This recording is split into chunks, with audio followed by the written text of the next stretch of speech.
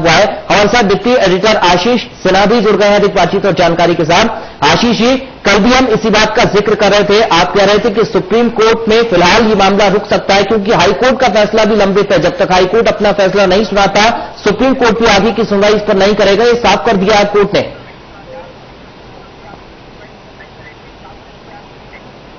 देखिए, supreme court से आज स्पीकर को एक बड़ा झटका लगा है क्योंकि स्पीकर ने सुप्रीम कोर्ट में जो याचिका दाखिल की थी उसमें स्पीकर ने कहा था कि राजस्थान हाईकोर्ट में चल रही कार्रवाई पर रोक लगाई जाए। सबसे अहम पहली बात, सुप्रीम कोर्ट ने राजस्थान हाईकोर्ट में चल रही सुनवाई पर रोक लगाने से इनकार कर दिया। दूसरी अहम बात, इन्होंने ये कहा कि राजस्थान हाईकोर्ट में जो याचिका लंबित है उसे ट्रांसफर करके सुप्रीम कोर्ट लाया जाए। सुप्रीम कोर्ट ने उस पर भी रोक लगाने से इनकार कर दिया और याचिका का ट्रांसफर करने से इनकार कर दिया। तीसरी अहम बात, इन्होंने ये कही कि कल राजस्थान हाईकोर्ट जजमेंट प्रोनाउंस करने के लिए शेड्यूल्ड है, यानी कल हाईकोर्ट फैसला सुनाएगा, उसको टाला जाए। कोर्ट ने उस पर भी इनकार कर दिया। चौथी अहम बात, सुप्रीम कोर्ट ने यह कहा कि राजस्थान हाईकोर्ट का जो भी आदेश होगा वो सुप्रीम कोर्ट के फैसले के भीतर होगा, यानी जो भी सुप्रीम कोर्ट का फैसला होगा वो राजस्थान हाईकोर्ट को ओवरसीड कर जाएगा। सबसे अहम बात कि क्वेश्चन ऑफ लॉ जो है वो सुप्रीम कोर्ट डिसाइड करेगा। सुप्रीम कोर्ट के सामने सवाल यह है कि क्या स्पीकर अगर विधायक को अयोग्यता को लेकर नोटिस जारी करता है तो क्या उस नोटिस को हाईकोर्ट में चुनौती दी जा सकती है या नहीं, क्योंकि स्पीकर की तरफ से यही कहा गया था कि अभी स्पीकर ने इस पर कोई फैसला नहीं किया है, अयोग्यता का जो नोटिस जारी किया है, जो कार्रवाई चल रही है, जब तक कोई फैसला नहीं आ जाता तब तक इस पर कोर्ट दखल नहीं दे सकता। यही क्वेश्चन ऑफ लॉ है जो सुप्रीम कोर्ट को डिसाइड करना है। लेकिन पायलट कैंप के लिए सुप्रीम कोर्ट से बड़ी राहत है। राहत इसलिए है क्योंकि कल तक स्पीकर अब फिलहाल कोई कार्रवाई नहीं कर पाएंगे। हाईकोर्ट का जो इंट्रीम ऑर्डर था वो बरकरार रहेगा। सुप्रीम कोर्ट ने सुनवाई के दौरान कई अहम टिप्पणियां भी की। सुप्रीम कोर्ट ने यह कहा कि लोकतंत्र में असहमति की आवाज को दबाया नहीं जा सकता, यानी अगर कोई पार्टी के भीतर असहमत है किसी नेता के खिलाफ और वो अपनी आवाज को उठा रहा है तो आप उसे दबा नहीं सकते। दूसरी बात, उन्होंने सुप्रीम कोर्ट ने टिप्पणी में यह भी कही कि जो विधायक है वो जनता द्वारा चुनकर विधानसभा भेजे जा सकते हैं, लिहाजा ये उनका राइट है कि वो अपनी आवाज को उठाए, यानी वो अगर वो असहमत है तो वो अपनी बात को रखे, ये उनका अधिकार है। तीसरी अहम बात, सुप्रीम कोर्ट ने यह भी पूछा कि अगर पार्टी के मीटिंग में विधायक शामिल नहीं होते तो फिर पार्टी ने कार्रवाई क्यों नहीं की। चौथी अहम बात ये पूछा कि आखिर विधानसभा जो व्हिप था वो व्हिप क्यों जारी किया गया। तब सिब्बल की तरफ से ये कहा गया कि वो व्हिप नहीं था, वो नोटिस था जो चीफ व्हिप की तरफ से दिया गया और स्पीकर ने इस बाबत फिर कार्रवाई की।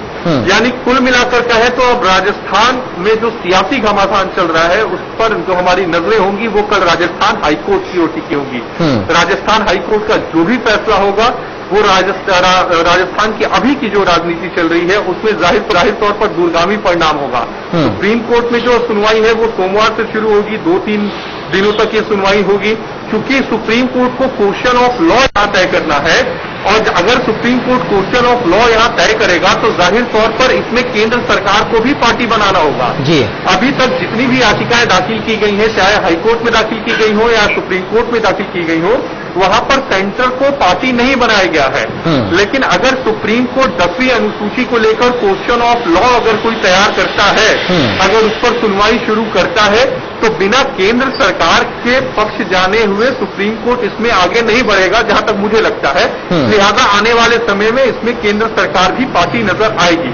तो कुल मिलाकर कहें तो सुप्रीम कोर्ट में जो सुनवाई चल रही है वो लंबी चलेगी, लेकिन इंतजार हाईकोर्ट का करना होगा क्योंकि हाईकोर्ट कल फैसला सुनाने वाला है।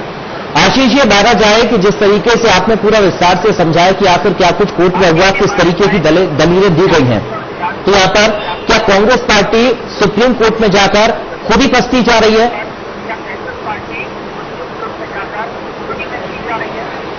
देखिए, मैंने कल भी कहा था कि स्पीकर को इतनी जल्दबाजी में सुप्रीम कोर्ट नहीं जाना चाहिए था।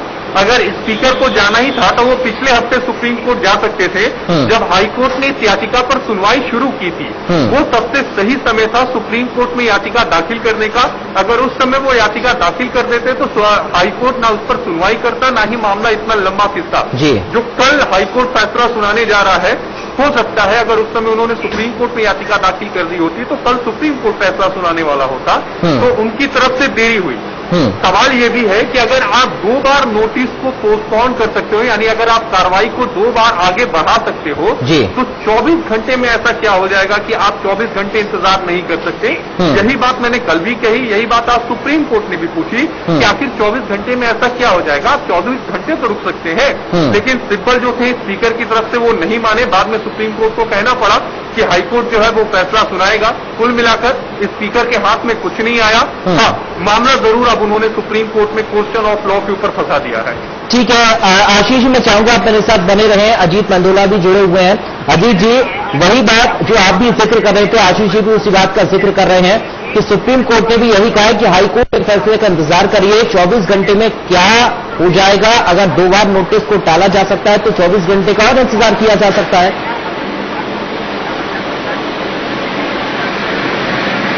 पराग, मैं कल से हम लोगों की जब मेरी कई राजनीतिक लोगों से चर्चा हुई, नेताओं से चर्चा हुई और इधर कानून के जो जानकार थे उनसे चर्चा हुई, तो सभी लोग हैरानी व्यक्त कर रहे थे कि स्पीकर सुप्रीम कोर्ट में क्यों गए, आखिर क्या वजह हो गई। अगर आपको जाना था तो पहले दिन ही चले जाते आप।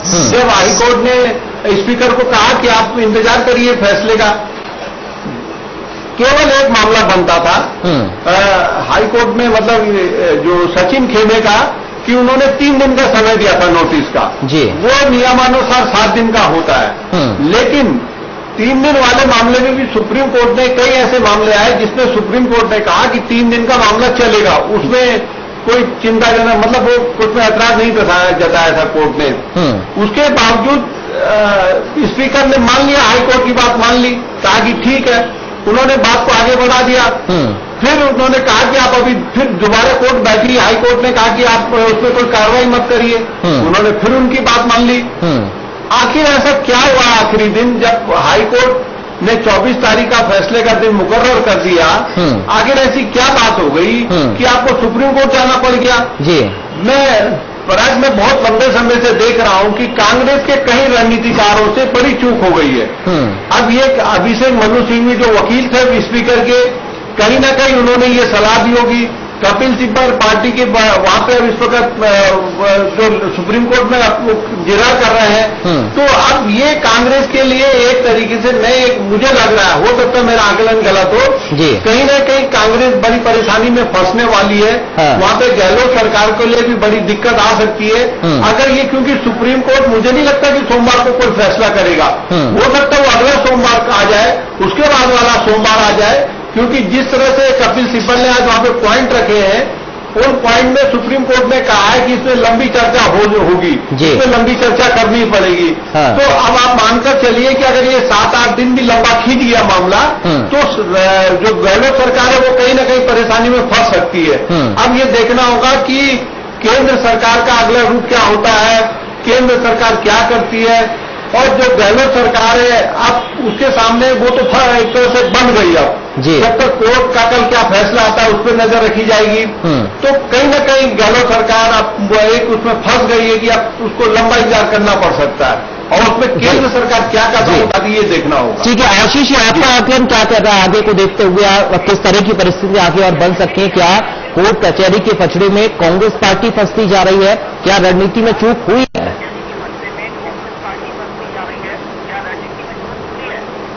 देखिए, जाहिर तौर पर अगर यहाँ पर कहें तो पार्टी की तरफ से चूक जरूर हुई है, जिसका खामियाजा अब उन्हें हो सकता है आने वाले समय में उठाना पड़े। दूसरी सबसे अहम बात की चूंकि अब मामला कोर्ट में क्वेश्चन ऑफ लॉ की तरफ चला गया है, जब क्वेश्चन ऑफ लॉ मामला चला जाता है तो फिर वो सुनवाई लंबी चलती है।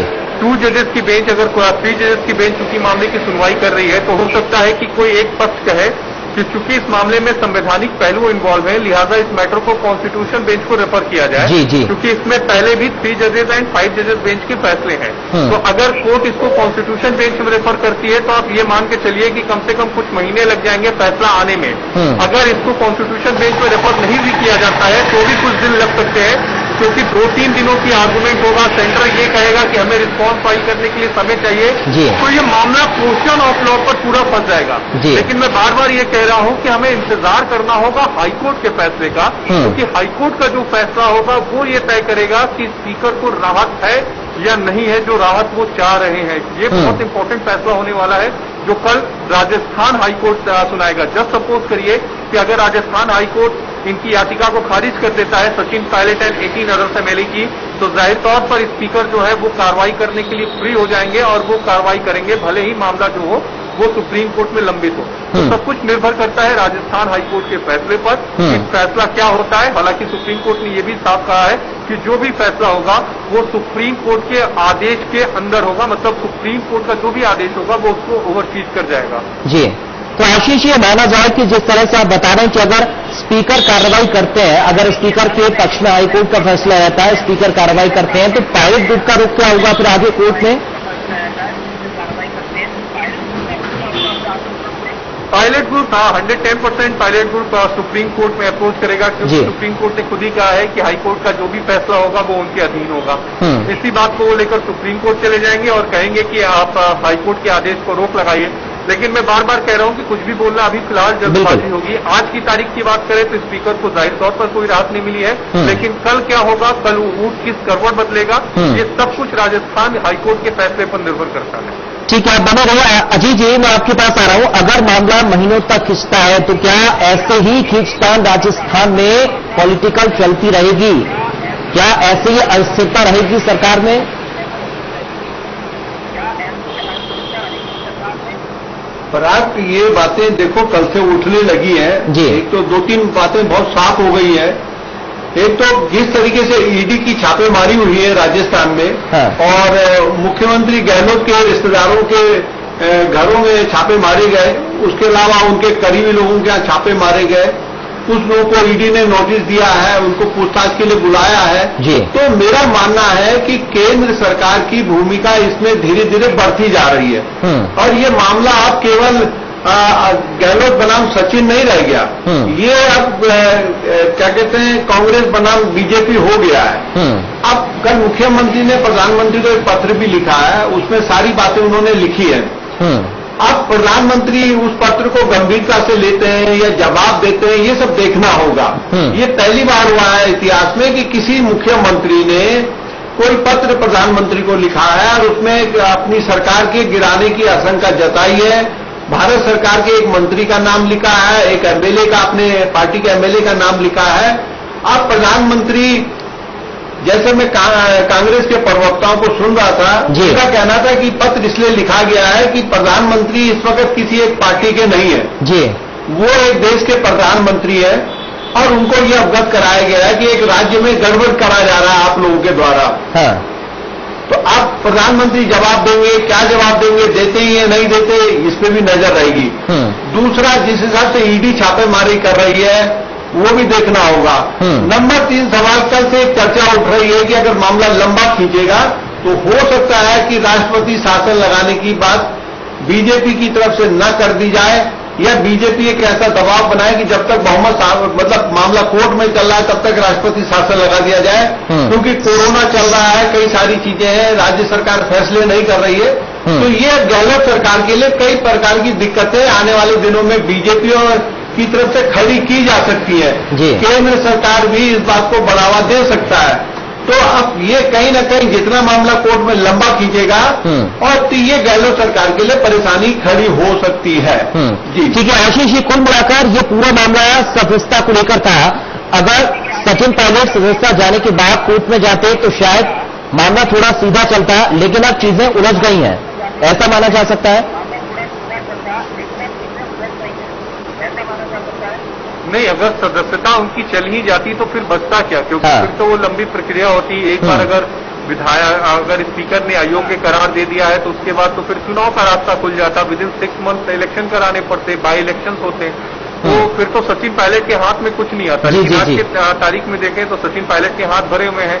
यही वजह है कि उन्होंने स्पीकर के नोटिस मिलने के साथ ही कोर्ट का दरवाजा खटखटा दिया, क्योंकि अगर अयोग्य वो हो जाते हैं तो बहुत कम ऐसे चांसेस हमने देखे हैं कोर्ट में जहां पर स्पीकर के आदेश को सुप्रीम कोर्ट ने पलटा हो। हमेशा सुप्रीम कोर्ट ने ये कहा है कि आप इलेक्शन में जाइए, आप जनता के पास जाइए। शायद यही वजह है कि वो पहले आ गए थे सुप्रीम कोर्ट। जी ठीक है आशीष, आपका बहुत शुक्रिया इस तमाम बातचीत और